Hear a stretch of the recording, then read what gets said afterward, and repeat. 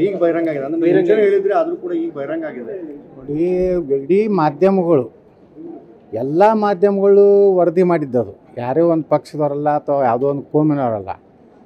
ರಾಷ್ಟ್ರಹಿತ ದೃಷ್ಟಿಯಿಂದ ಎಲ್ಲ ಮಾಧ್ಯಮಗಳು ತಮ್ಮ ಜವಾಬ್ದಾರಿಯನ್ನು ಇವತ್ತು ಅತ್ಯಂತ ಪ್ರಾಮಾಣಿಕವಾಗಿ ಮಾಡಿದಾಗ್ಯೂ ಸಹ ಒಂದು ಸರ್ಕಾರ ಬೇಜವಾಬ್ದಾರಿತವಾಗಿ ಅದನ್ನು FSL ಕಳಿಸೋದು, ಅಲ್ಲಿದಿಂದ ಅದು ಸುಳ್ಳು ಅನ್ನೋದು, ಇನ್ನೂ ನಾವು ತನಿಖೆ ಮಾಡ್ತೀವಿ ಅನ್ನೋದು, ಇದನ್ನು ಮೀರಿ ಖರ್ಗೆ ಅವರು ಅಂತರೂ ಒಂದು ಹೆಜ್ಜೆ ಮುಂದೆ ಹೋಗಿ ಅವ್ರು ಮಾಡೇ ಇಲ್ಲ ಅನ್ನೋಂಥ ರೀತಿಯಲ್ಲಿ ಕೆಲವೊಂದು ಸಚಿವರು ಮಾತಾಡೋದು.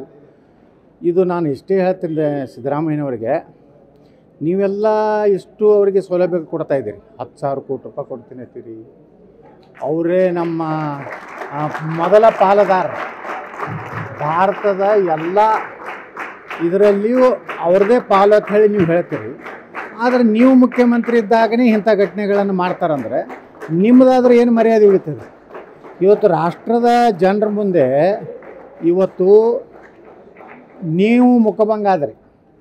ಒಬ್ಬ ಮುಖ್ಯಮಂತ್ರಿಗಳಿಗೆ ಅಪಮಾನ ಮಾಡಿದ್ರು ಅವರು. ಅಂದರೆ ಅವರು ತಮ್ಮ ಧರ್ಮ ಬಿಟ್ಟರೆ ಅವರಿಗೆ ದೇಶ ಬೇಕಾಗಿಲ್ಲ, ಶಾಂತಿಯಿಂದ ಇರಬೇಕಾಗ್ತಾನೋಂಥ ಭಾವನೆ ಇಲ್ಲ. ನೋಡ್ರಿ, ಅದು ಘಟನೆ ಆದಮ್ಯಾಗ ಒಬ್ಬರೇ ಮುಸ್ಲಿಂ ಲೀಡ್ರು ಅದನ್ನು ಖಂಡಿಸದ, ಜಮೀರ್ ಅಹ್ಮದ್ ಖಾನ್ ಖಂಡಿಸದ, CM ಇಬ್ರಾಹಿಂ ಖಂಡಿಸದ.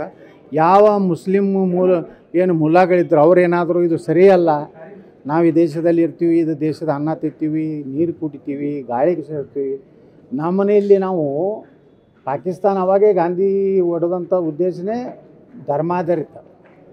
ಯಾರು ಮುಸ್ಲಿಮರು ಏನು ಹೇಳಿದರು, ನಾವು ಭಾರತದಲ್ಲಿ ಗೋ ರಕ್ಷಕರ ಜೊತೆಗೆ ನಾವು ಇರುವುದಿಲ್ಲ, ಹಿಂದೂಗಳ ಜೊತೆಗೆ ನಮ್ಮ ಜೀವನ ಮಾಡಲಿಕ್ಕೆ ಆಗೋದಿಲ್ಲ ತಂದವರು ಇಲ್ಲಿ ಉಳಿದ್ರಿ ಈ ದೇಶದ ಕಾನೂನು ಸಂವಿಧಾನ, ಬಾಬಾ ಸಾಹೇಬ್ ಅಂಬೇಡ್ಕರ್ ಅವರ ಸಂವಿಧಾನ, ಅವರು ಏನು ನಾ ಹೇಳಿದೆ ಮನೆ ವಿಧಾನಸಭೆಯಲ್ಲಿ ಸಹಿತ ಎಂದೂ ಅವರು ತಮ್ಮ ಧರ್ಮ ಬಿಟ್ಟು ದೇಶ ಪ್ರೀತಿಸುವುದಿಲ್ಲ, ಮತ್ತೊಂದು ಧರ್ಮದವ್ರನ್ನ ಸಹೋದರತ್ವ ನೋಡೋದಿಲ್ಲ ಅಂತ ಏನು ಹೇಳ್ತೀವಿ. ಇವತ್ತು ಬಾಬಾ ಸಾಹೇಬ್ ಅಂಬೇಡ್ಕರ್ ಏನು ಅವತ್ತು ಇವರು ಹೇಳಿದ್ದು 1946ರಲ್ಲಿ ಹೇಳಿದ್ದು ಇವತ್ತು ಸತ್ಯ ಆಗ್ತಾಯಿದೆ.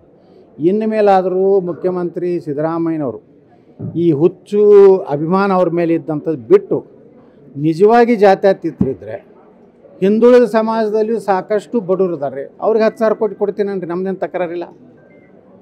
ಯಾರಿಗೆ ಬ್ರಾಹ್ಮಣರು ಹಿಡಿದು ಎಲ್ಲ ಸಮುದಾಯದಾಗೂ ಬಡವರು ಇದ್ದಾರೆ.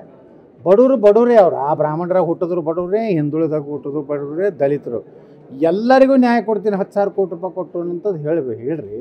ಅಂದ್ರೆ ನೀವು ಜಾತ್ಯತೀತರು. ನೀವು ಇಲ್ಲಿಕಂದ್ರೆ ಜಾತ್ಯತೀತ ಅಂತ ಹೇಳ್ತೀರಿ, ಬರೀ ನಾವು ಮುಸ್ಲಿಮ್ರಿಗೆ 10,000 ಕೋಟಿ ಕೊಡ್ತೀನಿ. ಮುಸ್ಲಿಮ್ರು ಈ ದೇಶ ಏನಪ್ಪ ಹಕ್ಕು ಐತೆ ಅವ್ರದ್ದು? ಪಾಕಿಸ್ತಾನ ಯಾಕೆ ಕೊಟ್ರೆ ಹೆಂಗಾದ್ರೆ ನಿಮ್ಮ ಹಕ್ಕು? ಮನಮೋಹನ್ ಸಿಂಗ್ ಪ್ರಧಾನಮಂತ್ರಿ ಇದ್ದಾಗ ಹೇಳ್ತಾರೆ ಒಬ್ಬರು ಪ್ರಧಾನಮಂತ್ರಿ, ಅಂದ್ರೆ ಏನು ಹಕ್ಕು ಅಂದ್ರೆ ಏನು ಅಂದ್ರೆ ಹಿಂದೂಗಳೇನು 2ನೇ ದರ್ಜೆನ ಹಾಕಿರ್ತಾರೆ ಈ ದೇಶನಾಗ.